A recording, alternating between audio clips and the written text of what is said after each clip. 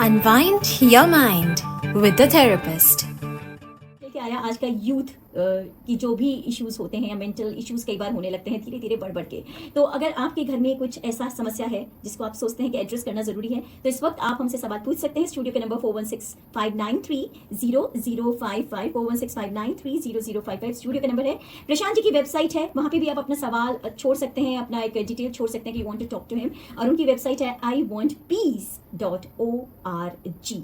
इसके अलावा आप पूरे हफ्ते हमसे हमारे सोशल मीडिया पे इनबॉक्स कर सकते हैं अपना क्वेश्चन, या फिर मुझे टेक्स्ट भी कर सकते हैं, ईमेल कर सकते हैं। ये सारे तरीके हमें कांटेक्ट करने के आफ्टर द सेगमेंट और after the show. But as I mention कि आज का topic is specially dedicated to our youth और उनके पेरेंट्स भी, क्योंकि ये छोटी छोटी प्रॉब्लम्स आजकल हर घर में मिलती हैं। Prashant ji welcome. Prashant ji, youth segment की हम बात कर रहे थे कि आज का हम बात करने वाले हैं, तो उसमें क्वेश्चन जो मेरे पास सबसे पहले आया था और जिसकी वजह से मैंने सोचा कि आज ये सेगमेंट लिया जाए, वो कहती है कि मेरी टीनेज डॉटर है and what she writes is कि शी इज बिट कंफ्यूज्ड। उन्हें ये नहीं पता, जब उनकी टीनेज डॉटर टेंट्रम्स थ्रो करती है आजकल बात बात पर, कई बार उन्हें ऐसा लगता है कि बात छोटी सी है, तो वो कहती है कि कई बार मुझे लगता है कि ऐसा तो नहीं है कि टेम्परेरी फेज है इसका, कि टीनेज हो रहा है, कि होते हैं ना उस एज में हम कई बार डिफरेंट तरीके से सोच रहे होते हैं और इसलिए ऐसे टेंशन्स थ्रो कर रही हैं छोटी छोटी बातों पे। और कई बार ऐसा लगता है कि कहीं मैं कुछ मिस तो नहीं करी, कहीं ये मेंटल इशू तो नहीं बनता जा रहा धीरे धीरे, और I need to really address it, और हमें किसी से मिलना चाहिए, किसी काउंसलर से या थेरेपिस्ट से। तो उनको ये नहीं समझ में आ रहा there is a cloud weather it's something really she needs to think about it as serious issue और she can let it go. So ये एक बहुत ही कॉमन इशू है, specially parents who are dealing with teenage children. तो उसमें इनको हम यूथ कह सकते हैं, एडोलेसेंट्स कह सकते हैं। तो और ये देखा गया है कि more and more teens are struggling with anxiety, with depression, with emotional overwhelm then ever before. So ये बात ठीक है, पेरेंट्स कई बार इस चीज़ को नज़रअंदाज कर देते हैं। वो कहते हैं ना, बेटर सेफ, क्या होता है, सेफ देन सॉरी। तो it's very it's something very sensitive which you have to be very careful. और एक और इंटरेस्टिंग चीज़ जो स्टैटिस्टिक्स देखने को मिला है कि जितने भी लोग अपने एडल्टहुड में मेंटल हेल्थ इश्यूज जिनको होते हैं, तो उनका जो फर्स्ट ऑनसेट है वो देखा गया है कि फर्स्ट सिम्टम्स जो हैं वो बिफोर द एज ऑफ 18 देखे गए हैं। अच्छा, तो हाँ जी, मोस्ट ऑफ देम जी, जनरलाइज आप मोस्ट के हिसाब से कर पाते हैं। जी। तो अब उसमें क्या है कि कुछ स्टैटिस्टिक्स मैं आपको क्विकली बताना चाहूँगा। तो वर्ल्ड हेल्थ ऑर्गेनाइजेशन के मुताबिक 10 से 19 साल के जितने भी बच्चे या यंगस्टर्स हैं, उनमें से 7 में से 1 को तो मेंटल हेल्थ इशू है ही। अच्छा। और जो कैनेडियंस की बात करें तो 20% of Canadian youth under the age of 25 are experiencing mental health और मेंटल इलनेसेस। सो 20% का मतलब हो गया 5 में से 1। 5 में से ये तो और भी ज़्यादा है। हाँ। तो when you are saying mental health और मेंटल इलनेस, इसमें बहुत मार्जिन वाले भी आ जाते हैं, बाउंड्री वाले भी आ जाते हैं, बिल्कुल ठीक है, जिनको हम कई बार हम समझ भी नहीं पाते कि कुछ है भी या नहीं भी, जो कंफ्यूजन वाली स्टेट होती है। मेंटल इलनेस तो कंफ्यूजन वाली स्टेट नहीं कही जाएगी, मेंटल इलनेस तो डायग्नोस्ड होती है। लेकिन मेंटल हेल्थ एक ऐसी चीज़ है जो आज का हमारा क्वेश्चन है कि क्या बच्चे को कुछ मेंटल हेल्थ इश्यूज हैं जो पता नहीं लग पा रहे। क्योंकि एक इन जनरल जैसे फीमेल बच्चियों में जैसे हार्मोनल चेंजेस भी होते हैं एडोलेसेंस में, तो उसकी वजह से भी हो सकता है। तो ये बड़ी ट्रिकी सिचुएशन है पेरेंट्स के लिए। और बहुत से ऐसा भी देखा गया है कि यहाँ पे अगर आपको साइकेट्रिस्ट चाहिए तो उसकी वेटिंग भी बहुत ज़्यादा है। और अनफॉर्चुनेटली अराउंड 17% ऑफ यूथ जो उनकी नीड्स हैं मेंटल हेल्थ की और मेंटल हेल्थ केयर की, वो अनमेट नीड्स हैं, मतलब कि वो पूरी ही नहीं हो पाती। तो व्हेन यू से needs is like therapy needs, counselling needs, therapy, counselling, medication, जो भी उनको चाहिए वो नहीं मिल पाता। पहले तो मुझे ये लगता है कि शायद हम ये एक्सेप्ट करना कि जैसे इन्होंने क्वेश्चन किया, ये कंफ्यूजन है, अब ये कंफ्यूजन में ही लोग जीते चले जाते हैं।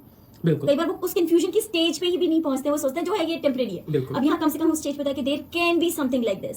फिर वो कंफ्यूजन की स्टेट आती है, किसी ने इतनी कोशिश तो करी उसे क्लियर करने की, और फिर वहां पे अगर जो आइडेंटिफाई हो जाए फिर आके नीड्स की बात आती है मेरे ख्याल से। बिल्कुल ठीक है। और ये बहुत ज़्यादा इंपॉर्टेंट है कि जो टीन मेंटल हेल्थ है उसको समझना एज अ पेरेंट, क्योंकि इस एज में इमोशंस बहुत हाई होते हैं, ठीक है ना। और जो थोड़ा से भी प्रेशर्स हैं वो भी बहुत ज़्यादा कई बार मल्टीप्लाई होकर फील होते हैं बच्चे को। और प्रेशर्स बहुत किस्म के हैं, जैसे स्कूल में कुछ इश्यूज हैं वो भी हो सकते हैं। सोशल मीडिया अपने आप में बहुत बड़ा प्रेशर है आजकल। यस, वो तो बड़ों के लिए भी मुझे लगता है। और जब हम स्पेसिफिकली इस क्वेश्चन में वो अपनी बेटी की बात कर रही हैं तो बॉडी इमेज बहुत बड़ा प्रेशर है, ठीक है। और फैमिली कॉन्फ्लिक्ट्स भी हैं। अब कई केसेस में पेरेंट्स सेपरेशन के थ्रू निकल रहे हैं, तो वो भी अपने आप में बहुत बड़ा एक इफेक्ट होता है बच्चे पर।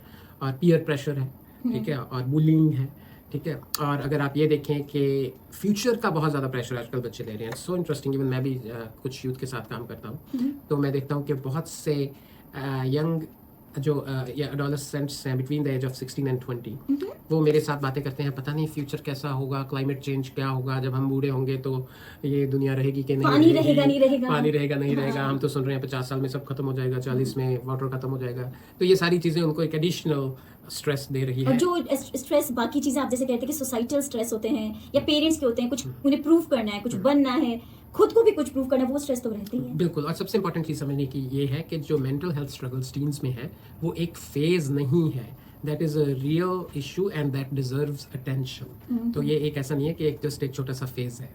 तो ये भी एक समझने की बात। चलिए मैं एक छोटी सी गाने की तरफ जाती हूँ और मुझे आपकी बात से वो गाना याद आता है, going to play this again, good for nothing, जैसे तारे ज़मीं पर का गाना आया है, उसमें वो यही बात कर रहे हैं बच्चे कि ये भी एक, हालांकि बहुत फन तरीके से उन्होंने अपनी ये बात रखी है कि इस इमोशन को कि पेरेंट्स के लिए हम कुछ भी कर लें, we still feel we are good for nothing. और ये इस मेरे ख्याल से इमोशन से हम सभी कभी ना कभी गुजरे हैं। हेल्थ, तो जहाँ हम बात कर रहे थे एक क्वेश्चन की, जहाँ पे उन्होंने कहा था कि टीनेज डॉटर है and she is throwing tantrums nowadays and mother is confused whether it's normal और with her age or she needs help.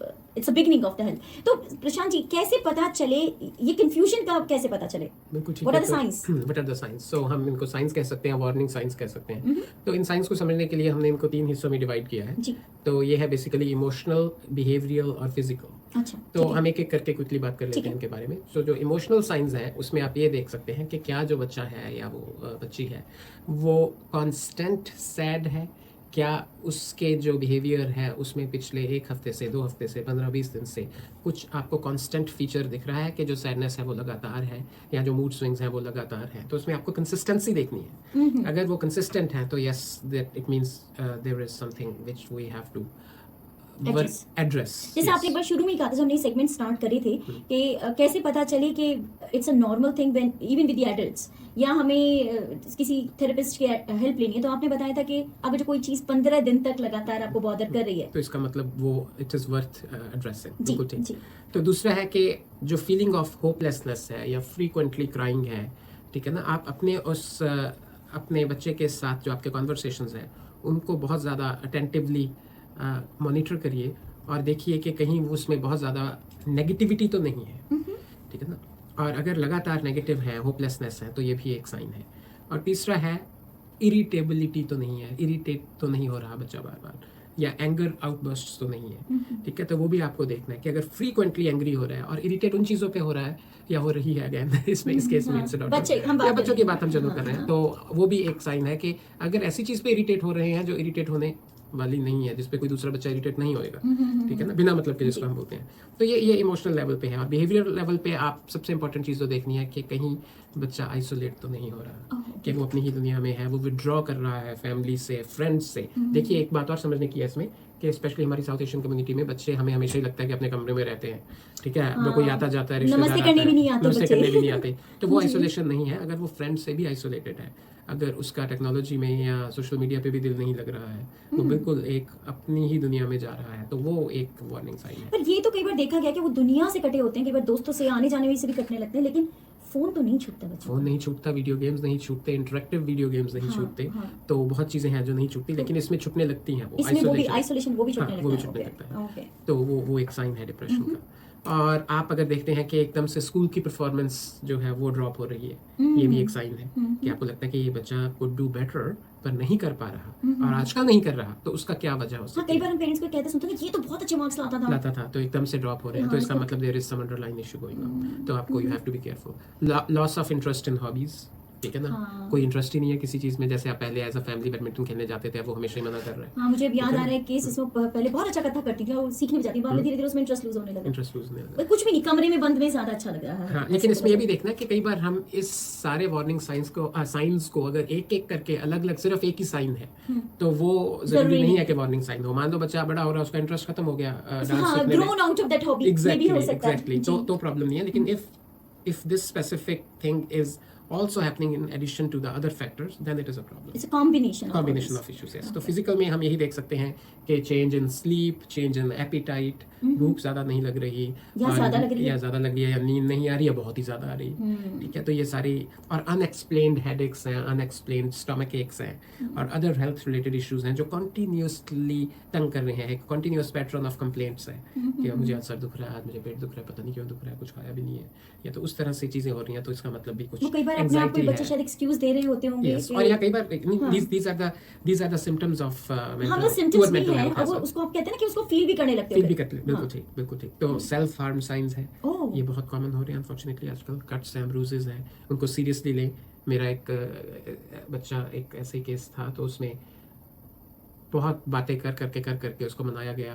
पहले उसने ऐसे ही कहा पेरेंट्स को कि मैं एक झाड़ी से वो हिट कर गया था, तो उस वजह से ये स्क्रैचेस हैं, या मेरे किसी फ्रेंड ने मारा था। तो लेकिन बाद में पता लगा कि ये गिर गया, हाँ, लेकिन it was basically a self harm tendency in the child. So these are some important warning signs, ठीक है ना। और कई बार ये भी होता है कि कोई टीन ऐसे बोलता है I am tired of life, है ना।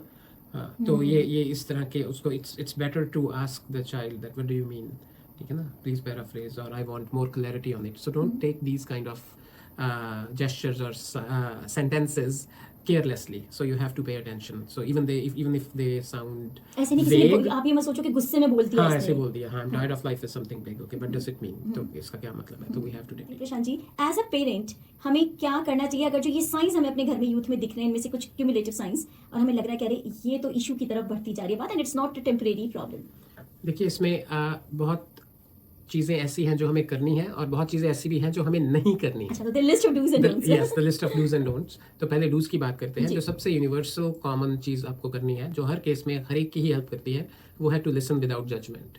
सो जैसे हमने पहले भी एक बार हंसी मजाक में कहा था कि ईश्वर ने हमें कान 2 दिए हैं और मुंह 1 दिया है, तो इसका मतलब यही है कि सुनो ज़्यादा, बोलो कम, ठीक है। और specially when you are communicating with your child, so you have more authority, so इसलिए you also want to demonstrate that authority by talking more and listening less, which is not a very good idea. हाँ, generally हम ये करने लगते हैं। मैं कई बार खुद के लिए भी सोचती हूँ कि हम सुनते हैं हम एनालाइज कर लेते हैं, फिर हम उसको सॉल्यूशन देने लगते हैं, और कई बार we may not be the right person. बिल्कुल। सो जो जैसे आपने कहा सॉल्यूशन देने लगते हैं, तो यही मैं कहना चाह रहा था, don't rush to fix it, just be there, ठीक है। अपनी उनको नॉन जजमेंटल एक जैसे दूसरा पॉइंट है जो यही कि एक नॉन जजमेंटल सेफ स्पेस उनको प्रोवाइड कीजिए कॉन्वर्सेशन के लिए, और ओपन एंडेड क्वेश्चंस पूछिए, यस नो क्वेश्चंस मत पूछिए, उससे आपको कुछ ज़्यादा इन्फॉर्मेशन मिलने की नहीं है।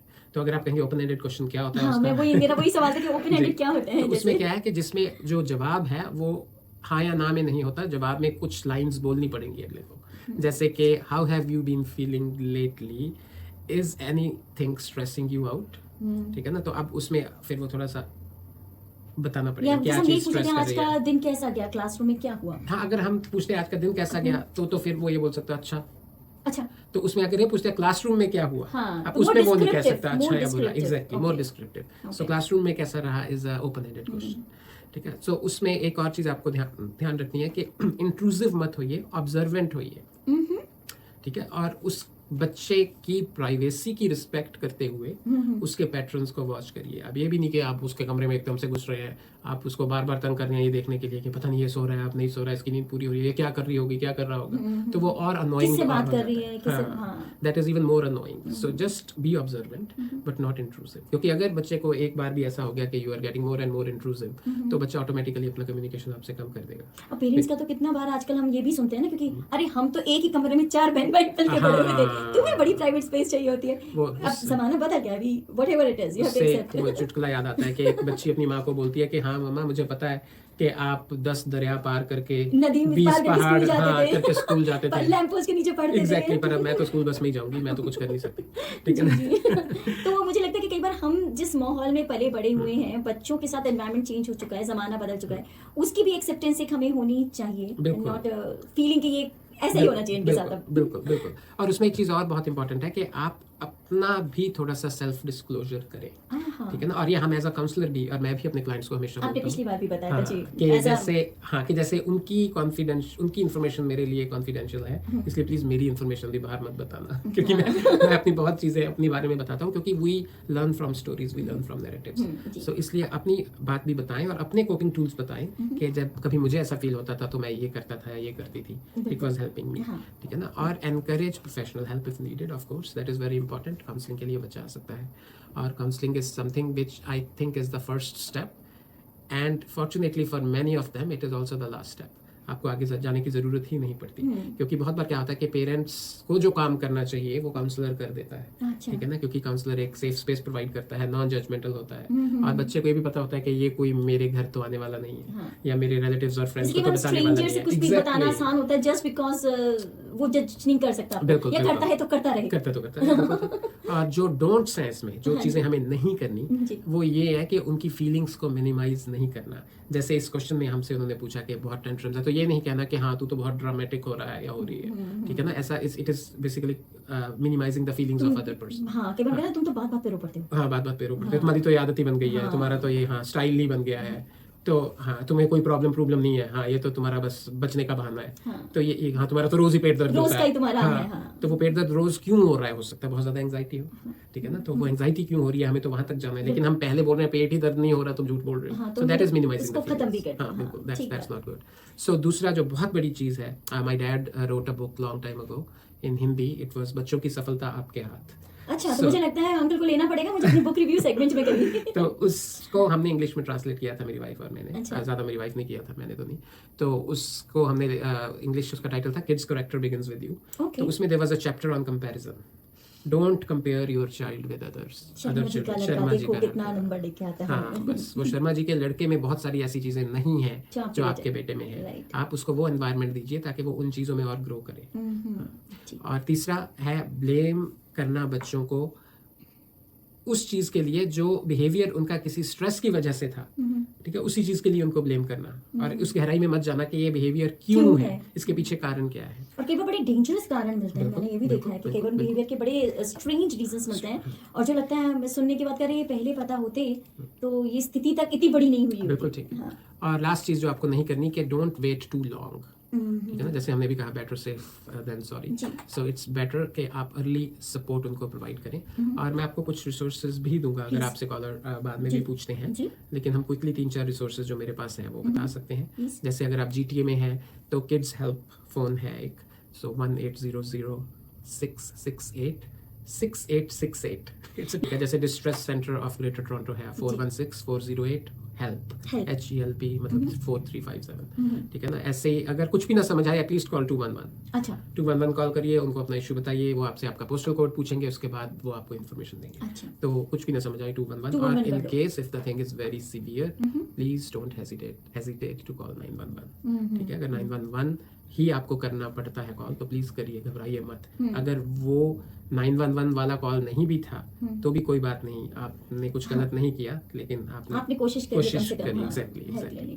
मैं इसमें आज का तो खैर टाइम कम है Prashant ji. I am going to talk, I have questions about comparison की आपने बात करी है. तो हम कंपैरिजन बच्चों को अक्सर करते देखे गए हैं, और कंपैरिजन मुझे लगता है लाइफ में कितना बड़ा इशू हो जाता है कि with in the house comparison होता है दो सिबलिंग्स में, कजन्स में, जब जॉइंट फैमिलीज होती हैं. और वो भी कई बार मैंने देखा है कि सिबलिंग्स के बीच में एक राइवलरी की शुरुआत हो जाती है बचपन से, क्योंकि हमेशा there was a comparative thing going on by parents और द फैमिलीज. और ये कंपैरिजन एक ऐसी बीमारी है जो टाइम के साथ बढ़ती है, ठीक नहीं होती, ये चलता ही रहता है. और कई बार तो ये मैंने कपल्स में देखा है, उसकी बीवी को देखो और उसके पति को देखो, ये बात वहां पे भी गड़बड़ है. यहाँ तक भी ठीक है, लेकिन एक पति पत्नी जो एक ही यूनिट है, जो एक ही क्या बोलते हैं गाड़ी के दो पहिए हैं, उनका आपस में ही होना शुरू हो जाता है. कंपैरिजन, क्यों ये मेरे से आगे निकल रहा है, आगे निकल रही है. I am supposed to be a bread winner if I am a mail.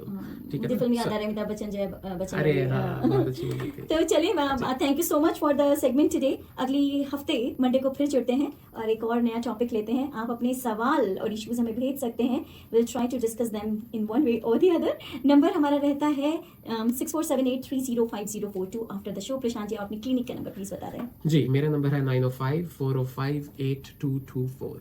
905-405-8224. वहाँ पे आप प्रशांत जी के लिए पूछ सकते हैं, और आपके शुरू के 10-15 मिनट बिल्कुल फ्री सेशन होता है, just to figure out whether you guys are made for each other as he says, और not as a therapist and a person seeking.